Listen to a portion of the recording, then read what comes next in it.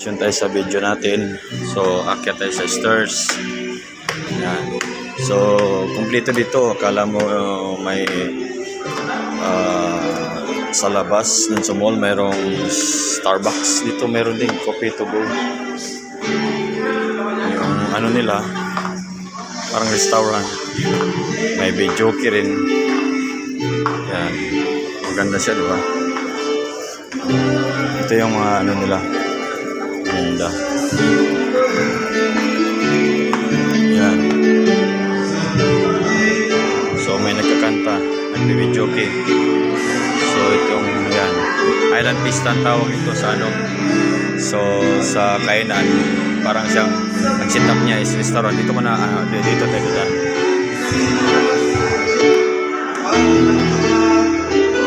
So yung videoke niya, yun o.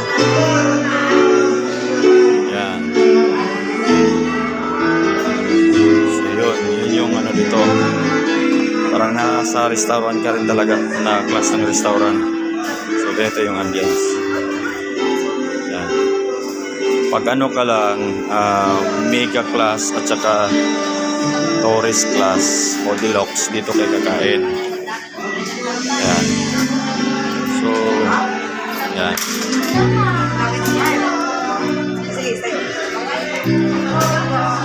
Yung mga paninda nila.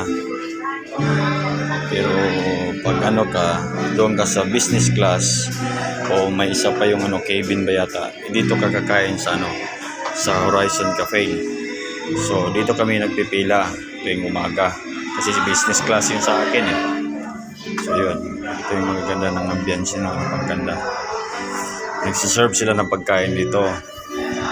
Yan, siniservan kami ng pagkain doon. So tingnan natin yan, siniservan kami ng pagkain dito. Magpila ka dito, kukuha ka ng pagkain. Yan ang kaibahan dito sa business class, cabin, at saka sa dito mega class, tourist class, at saka deluxe class. Dito sila kakain, self-serving. Dito kayo ang siservisyuhan. Pag business class yung kukunin nyo. So napakaganda, di ba? Ang tawag dito is Horizon Cafe. Dito kayo kakain. Okay, dito naman yung exit.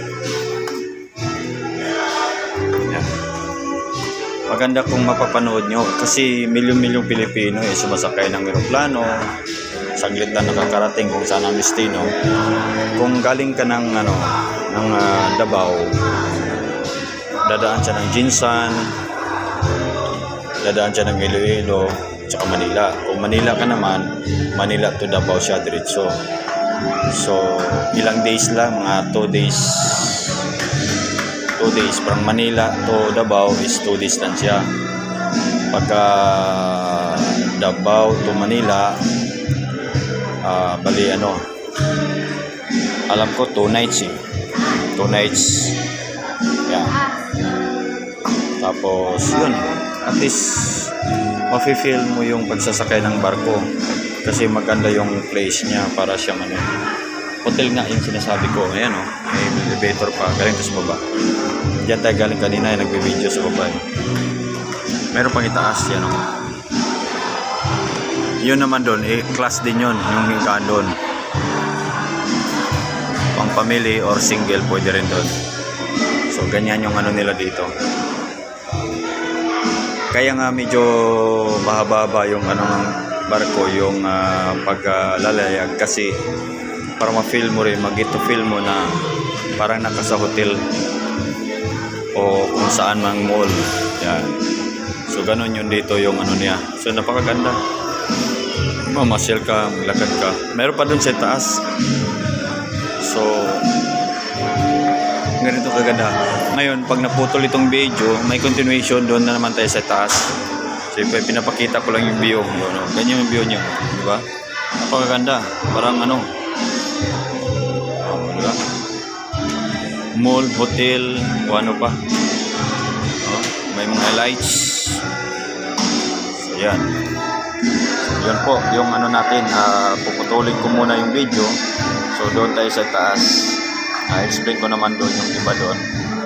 Thank you for watching. Alright.